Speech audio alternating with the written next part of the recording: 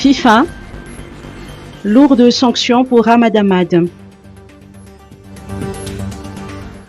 La commission d'éthique de la FIFA a décidé de suspendre le président de la Confédération africaine de football, Ahmad Ahmad, pour 5 ans de toute activité liée au sport et de lui infliger une amende de 185 000 €. Ahmad Ahmad est reconnu coupable d'avoir enfreint les articles 15, 20 et 25 de l'édition 2020 du Code d'éthique de la FIFA.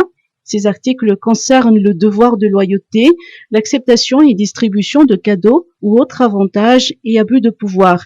Le président de la CAF est également accusé de détournement de fonds d'après l'article 28 de l'édition 2018 du Code d'éthique de la FIFA.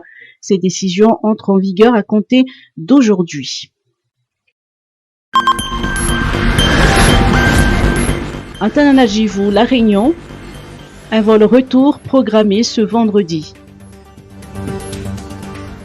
Un vol retour à destination de La Réunion organisé par l'ambassade de France et BCD Travel est prévu ce vendredi. Le vol quittera la capitale et sera assuré par la compagnie Air Madagascar avec l'accord préalable de l'ACM et des autorités malgaches.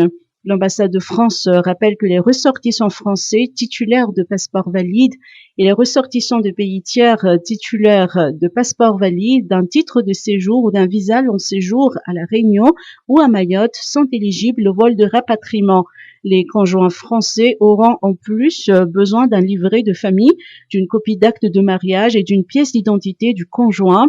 Les non-conjoints doivent présenter un justificatif officiel de résidence principale en France ou à La Réunion. Les étudiants peuvent aussi bénéficier de vols de rapatriement uniquement s'ils présentent un justificatif d'inscription d'études et d'un hébergement.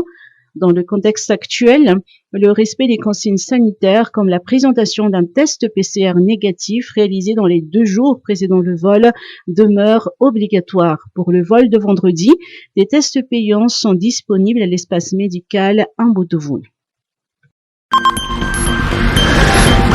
Journée mondiale de l'enfance 2020, émission débat entre des enfants et le président. Dans le cadre de la célébration de la Journée mondiale de l'enfance, l'UNICEF organise différents événements.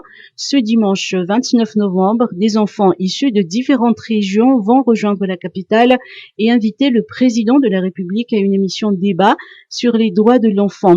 Avec l'appui de l'UNICEF, TEDx Youth a également marqué l'événement le 20 novembre dernier avec le recueil de témoignages de 16 enfants sur leur parcours de vie. Novareneno anarako amin'ny folo taona indray andro dia somary nanao adalàna kely. Io adalàna nataoko dia nalainay Charlène ny téléphone mamanay dia nentinay tany ambony terassinay tany. Dia rehefa nentinay tany io téléphone io dia misy vidéo anankiray aloha nataoko. TED et UNICEF en fait ont travaillé ensemble pour mettre en place un TED et permettre aux enfants de prendre la parole et d'exprimer leur vision de la société et répondre aux problématiques qui leur semblent les plus importantes. TED, ça fait 10 ans qu'on est présent ici à Tana. Et chaque année, on a l'habitude de faire au moins un TED. Là, en l'occurrence, c'est un TEDx Youth, un TEDx anniversaire, dont le thème est Moving Mountains, parce qu'on pense que les enfants aujourd'hui et les enfants de Madagascar, en fait, déplacent des montagnes pour mettre en avant leurs projets, appliquer leurs ambitions et réaliser leurs rêves. Et c'est quelque chose qui nous tient particulièrement à cœur. Chaque soir depuis le 20 novembre et jusqu'au 26 novembre, le Palais de la Reine se pare d'une lumière bleue pour marquer l'espoir des enfants dans la promotion de leurs droits. Pour l'UNICEF, cet édifice national est un symbole fort du pays et peut refléter l'espoir, l'union et l'engagement de tout un peuple pour un changement de mentalité.